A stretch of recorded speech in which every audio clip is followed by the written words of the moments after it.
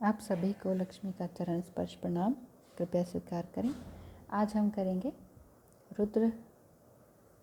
शतरुद्र संहिता सप्तम खंड भिक्षुवर्य अवतार। अब विदर्भ नगर में एक बार सत्यरथ नामक राजा हुआ था। वह बहुत बड़ा शिव भक्त था। एक बार शत्रुओं ने उसके राज्य पर आक्रमण करके उसे मौत के घाट उतार दिया। उस समय उसकी पटरानी गर्भवती थी। वह शत्रुओं से छिपकर एक वन में वट वृक्ष के नीचे जाकर बैठ गई। वहाँ उसने एक पुत्र को जन्म दिया। इसके बाद प्यास से व्याकुल होकर एक सरोवर पर जल पीने को चली गई तो उसे एक मगरमच्छ ने सटक लिया। ऐसी परिस्थिति में भगवान भोलेनाथ को उस बालक पर दया आ गई। उनकी प्रेरणा से एक भिखारिन उस बालक के पास आई। वह बालक को देखकर द्रवीभूत हो गई, परंतु सोचने लगी कि यह किसका पुत्र है। इसका पालन पोषण करने के लिए मैं अपने साथ ले जाऊं या नहीं। उसी सोच में पड़ी देखकर भगवान शंकर स्वयं भिखारी का रूप धारण कर भिखारिन के पास आकर उससे बोले कि तू शंका मत कर, इसे घर ले जा, इसका पालन पोषण कर। भिखारिन उससे पूछने लगी कि आप कौन हैं? क्या आप शंकर भगवान ही तो नहीं हैं? कृपया मुझे यह बताएं कि यह बालक कौन है, किसका है, यहाँ असहाय क्यों पड़ा हुआ है। तब भिक्षुक का रूपधारी शिवजी बोले, वह राजा सत्यरथ का पुत्र है। सत्यरथ युद्ध में शत्रुओं द्वारा मारा जा चुका है। इसकी माता सरोवर में पानी पीने गई थी, परंतु वहाँ पर उसे मगरमच्छ ने खा लिया। अब तुम बिना किसी भय के इसका पालन पोषण करो। इस पर उस भिक्षु ने फिर पूछा, इसके पिता व माता की इस प्रकार मृत्यु का कारण क्या है? तब भिक्षुक रूप में भगवान शंकर ने बताया, ये राजा सत्यरथ पूर्व जन्म में पांडु थे। एक बार वे शिव पूजन कर रहे थे कि मंत्रियों ने आकर उन्हें बताया कि शत्रु ने हमारे राज्य पर आक्रमण कर दिया है। राजा पांडु ने बिना सोचे समझे ही यह तय कर लिया कि ये लोग मंत्री वेश में शत्रु ही आ गए हैं। उसने शिव पूजन समाप्त करके अपने मंत्रियों का सिर काट दिया तथा बिना पूजन करके ही रात्रि में भोजन कर लिया। इस कारण से यह राजा सत्यरथ मारा गया। इस लड़के की माता ने पूर्व जन्म में छल कपट से अपनी सौत का वध कर दिया था। इस पाप के कारण मगरमच्छ ने इसे पकड़कर खा लिया। यह सब कथा सुनकर शिवजी ने उस ब्राह्मणी को अपना असली रूप परिचित कराया। वह मुक्त कंठ से भगवान शंकर की स्तुति करने लगी। भगवान शिवजी इसके बाद अंतर्ध्यान हो गए। वह ब्राह्मणी राजा के पुत्र का पालन पोषण अपने पुत्र के साथ करने लगी। बड़ा होने पर उसने शांडिल्य ऋषि के आदेश पर शिवजी का 1 वर्ष तक पूजन किया और गंधर्व कन्या से विवाह कर निष्कपट राज्य किया। सुरेश्वर अवतार।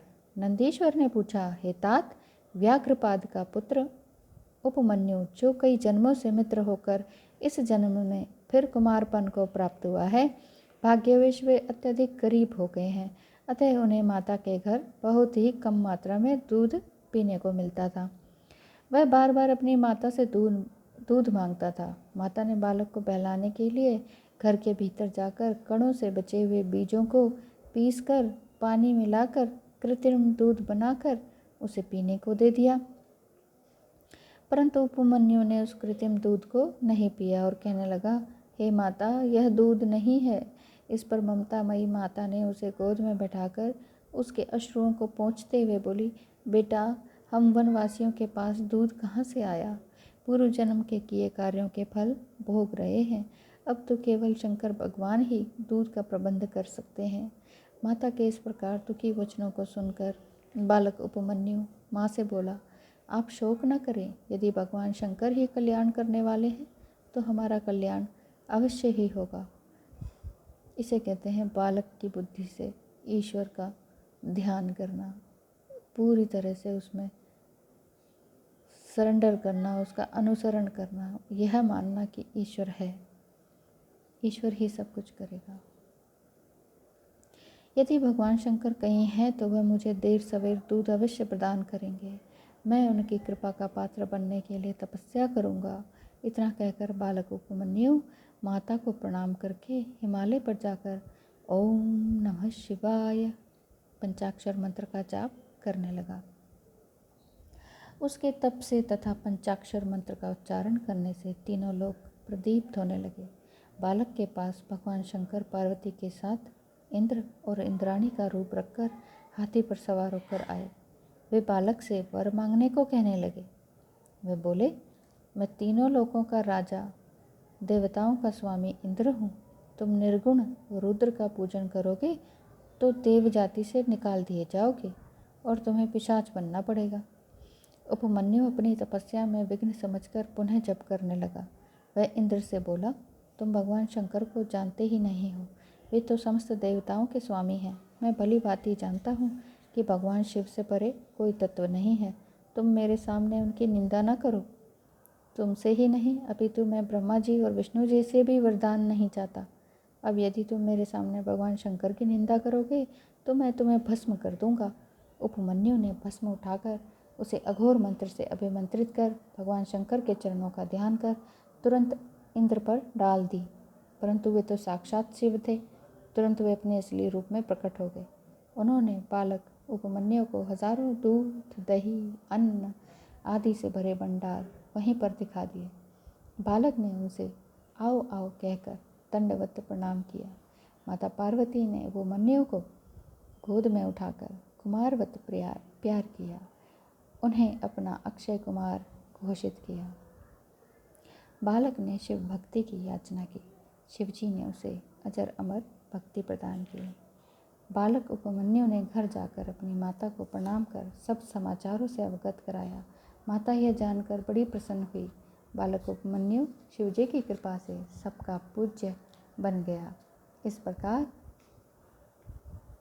शिवजी ने उपमन्यु के लिए सुरेश्वर इंद्र का अवतार लिया। ब्रह्मचारी अवतार। दक्ष की पुत्री सती जी जब शिव के अपमान के कारण भस्म हो गईं तो उन्होंने हिमालय के यहाँ मैना के गर्भ से पार्वती के रूप में प्रकट हुई।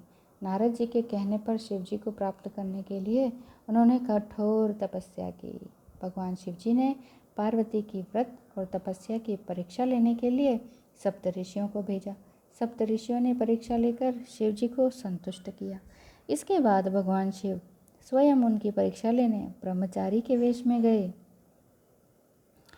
पार्वती जी ने उनके अर्धपाद से पूजा की। ब्रह्मचारी रूपी शिवजी ने उनसे तप का कारण पूछा तो उन्होंने अपना सारा वृत्तांत कह सुनाया। इस पर ब्रह्मचारी ने कहा, मेरी समझ में तुम्हारी बात नहीं आई। भगवान शिव तो दिगंबर हैं। उनके पास एक बूढ़ा बैल है। वे चिता के भस्म शरीर पर लगाए रहते हैं। इससे तो अच्छा है कि तुम देवताओं में से किसी एक को वरण करो। तुम जैसी अनुपम सुंदरी के लिए बिल्कुल भी उपयुक्त नहीं है। इस पर पार्वती जी ब्रह्मचारी से रुष्ट हो गई और उनके पुनः कुछ कहने की चेष्टा करने पर सखियों से उसे आश्रम से निकाल देने को कहा। पुनः यह कह उठ कर जाने को तैयार हो गई कि जो व्यक्ति शिवजी की निंदा करता है वह स्वयं तो पाप का भागी होता ही है, इसके साथ साथ सुनने वाला भी पाप का भागी बनता है। पार्वती जी ने जैसे ही जाने के लिए पग बढ़ाया तो शिवजी असली रूप में प्रकट हो गए और पार्वती का हाथ पकड़कर कहने लगे, आज से मैं तुम्हारी तपस्या द्वारा खरीदा गया सेवक हूँ। पार्वती जी उनसे अपना पति बनने की प्रार्थना करने लगी। तब शिवजी ने हिमाचल के यहाँ बारात ले जाकर वैदिक रीति से पार्वती का पाणी ग्रहण किया। फिर पार्वती के साथ कैलाश पर सानंद निवास करने लगे। यह शिवजी के 84वें अवतार की कथा है। अब आते हैं सुनट नर्तक अवतार। भगवान शिव पार्वती को अपनी पत्नी बनाने का वरदान देकर कैलाश पर चले गए। पार्वती भी घर चली गई। शिवजी ने इस खुशी में महान उत्सव का आयोजन किया। तब भगवान शंकर नट का रूप धरकर वहाँ पर नाचने लगे। उन्होंने अनेक नृत्य करके सभी को मोह लिया। मैना ने स्वर्ण के थाल में रत्न भर कर देना चाहा, परंतु उन्होंने लेने से इनकार कर दिया और पार्वती को मांगने लगे। मैना यह सुनकर क्रोध में भर गई। उसी समय हिमाचल भी गंगा स्नान से लौटे थे। उन्होंने उस नट को देखा। पार्वती का हाथ मांगने की बात सुनकर वह भी कुपित हो गए। तब भगवान शंकर गुप्त रूप से पार्वती से मिलकर चले गए। पुनः हिमालय तथा मैना को यह जानकर बड़ा दुख हुआ कि वह नट और कोई नहीं बल्कि भगवान शंकर ही थे। वे सोचने लगे कि हमें पार्वती को उन्हें दे देना चाहिए था। उनकी शिवजी में और भी दृढ़ भक्ति जागृत हो गई। शिवजी की यह सुनट नर्तक अवतार की कथा समस्त पाप हरण और परम गति प्रदान करने वाली है। जय शिव शंकर, जय शिव शंभू। अब आगे आते हैं द्विज अवतार पर। पार्वती जी तपस्या के द्वारा शिव जी को प्रसन्न करके जब घर लौट आई तो हिमाचल और मैना ने शिव जी के साथ पानी ग्रहण करने का विचार बना लिया। इस समाचार से देवताओं को भारी चिंता होने लगी। क्यों होने लगी? क्योंकि गिरिराज अपनी भक्ति द्वारा पार्वती जी को शिव जी को देने से हिमालय शिव के निर्वाण पद को प्राप्त कर लेंगे। उन्हें ये लगा कि हिमालय जो है वो तो शिव के निर्वाण पद है ना, निर्वाण पद, उसको धारण कर लेंगे, उसको प्राप्त कर लेंगे। तो इस प्रकार शैलराज जो रत्नों का भंडार है कहीं मुक्त हो गया तो यह पृथ्वी रत्नगर्भा नहीं कहलाएगी, यह पर्वत रूप को त्याग दिव्य रूपधारी हो जाएगी। इस भांति सोचते हुए सभी देवता अपने गुरु बृहस्पति जी के पास गए। वे उनसे बोले कि आप शिव जी की निंदा करने के लिए हिमाचल के यहाँ जाएं, जिससे हिमाचल शिव की भक्ति से विरक्त होकर पार्वती का विवाह शिव जी के साथ न करें। बृहस्पति जी ने कहा, मैं यह कार्य करने में असमर्थ हूँ, तुम चाहो तो अपना यह कार्य ब्रह्मा जी से कराओ। इस पर देवता ब्रह्मा जी के पास गए और उन्हें शिव पार्वती के विवाह के संबंध में अड़चन डालने के लिए कहा। तब ब्रह्मा जी ने भी हिमाचल से शिव जी की निंदा करने में अपनी असमर्थता बताई और देवताओं से बोले, तुम स्वयं कैलाश पर जाकर शिव जी को प्रसन्न करके उन्हें ही हिमाचल के पास भेजिए।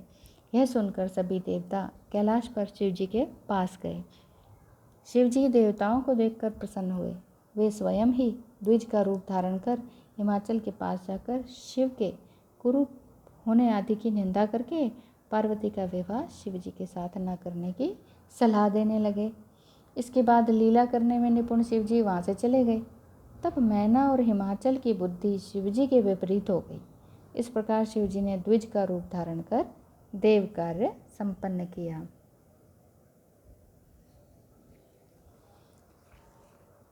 अश्वत्थामा अवतार।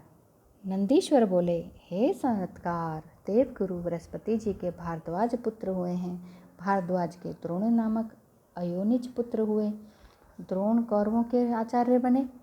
द्रोण कौरवों के 6 महारथियों में महान तथा प्रमुख थे। द्रोण ने पुत्र की प्राप्ति के लिए शिव जी की महान तपस्या की थी। शिव जी ने प्रसन्न होकर उन्हें महान पराक्रमी पुत्र होने का वरदान दिया था। उस पुत्र का नाम अश्वत्थामा रखा गया। अश्वत्थामा ने महाभारत के युद्ध में कौरवों की सहायता की थी। वह इतना शक्तिशाली था कि पांडव उस पर विजय पाने में असमर्थ रहे। उस पर विजय पाने में भगवान श्री कृष्ण के उपदेश ने काम किया।